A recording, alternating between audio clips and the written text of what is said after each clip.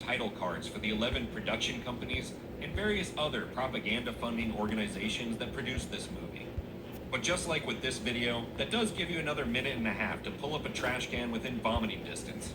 When the movie finally starts, we pick up with Rita, an underappreciated lawyer working a thankless job in Mexico City. After her work wins her boss their case, she asks for a tampon and heads to the bathroom where she receives a mysterious phone call offering her a bunch of money. After complaining that her being black prevents her from opening her own law firm, she accepts the offer and is kidnapped off the street.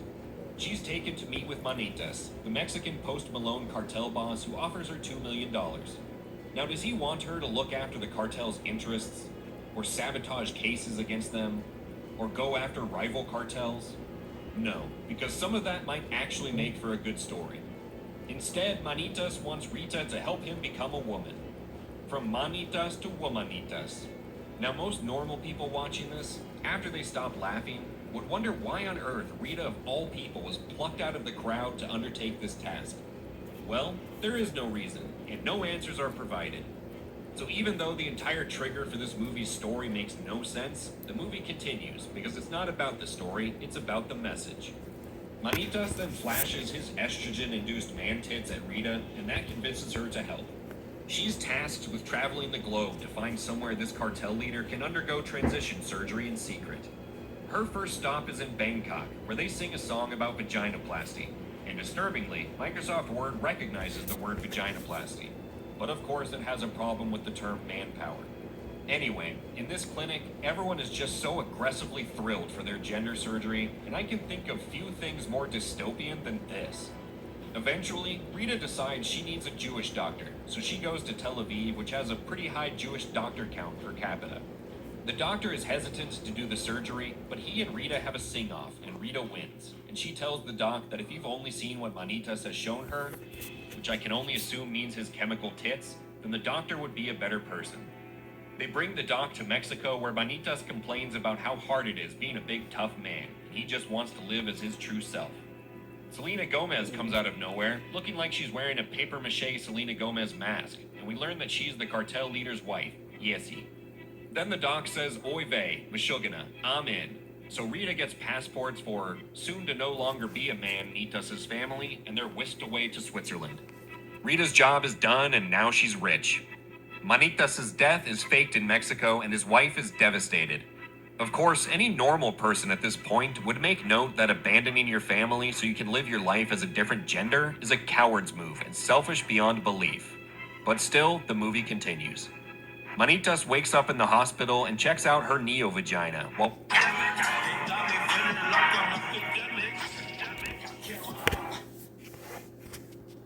Yo, why is nigga Charleston White so funny?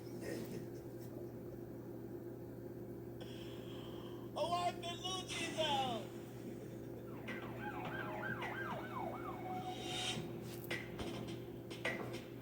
Lucci's free.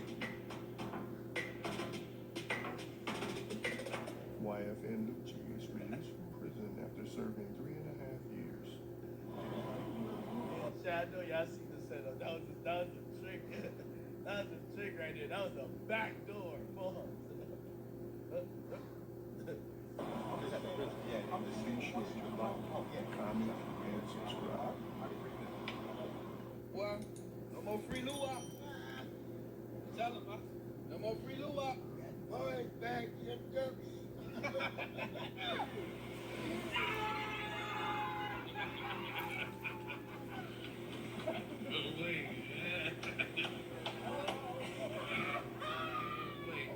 Okay. Lucci's back out. By the way, if you guys don't know why Lucci got released, I'm interested to see what people don't know. Like similarly with Dirk and YoungBoy, a lot of people picked sides in the industry when it came to Lucci, and a lot of people picked Thug's side, just like a lot of people picked Dirk's side versus when it came to him and YoungBoy.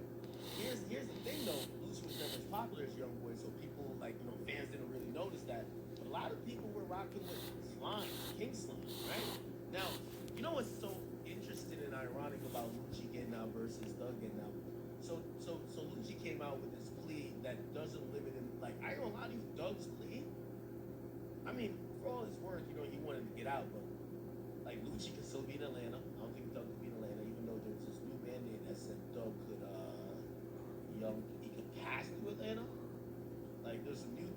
like Young Thug, he got granted permission to travel through, so he could do a connecting flight. So what the fuck, to travel through the airport? What the hell?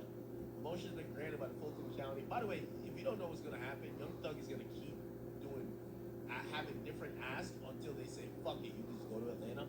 Because they had banned him from Atlanta for 10 years, and they said, well, you can go back in like 4 years. Like, they were trying to, like, they're trying to bring it down. Like, basically, everything that judge says, the judge fucks with, Judge Paige Reese Whitaker fucks with Thug. As long as Thug isn't doing nothing violent, you can tell she's gonna bring all that shit down.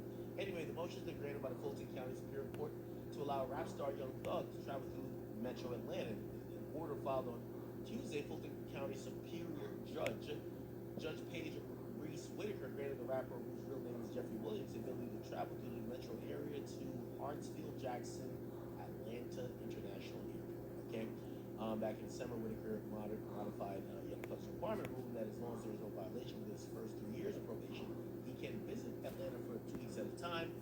Originally, he was ordered not to travel through the metro area for the first 10 years of his 15-year probation, and essentially now they're saying he can travel through the airport, which is kind of interesting, which means if he could live outside of Metro Atlanta, but if he's flying somewhere, he's probably flying PJ, he could drive to the Atlanta airport to leave, right? And he could land at the Atlanta airport. He just has to drive out of Atlanta afterwards. So Thug still, he's going through it. We haven't really seen much of him.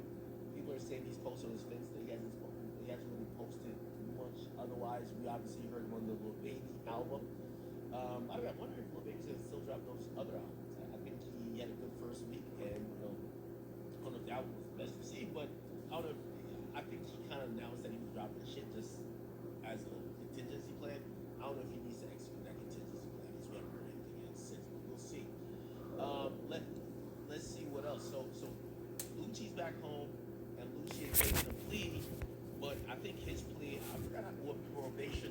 Let's get some Lucci plea deal. I think his plea was in January 2024. Bennett pled guilty to one count of violation of the Georgia Street Gang Terrorism Prevention Act, and as part of his plea deal, prosecutors dropped the remaining 12 and 13 counts. So wow, damn. As part of the plea deal, he'll serve. Bennett was sentenced to 20 years with 10 years in prison and credit for time served.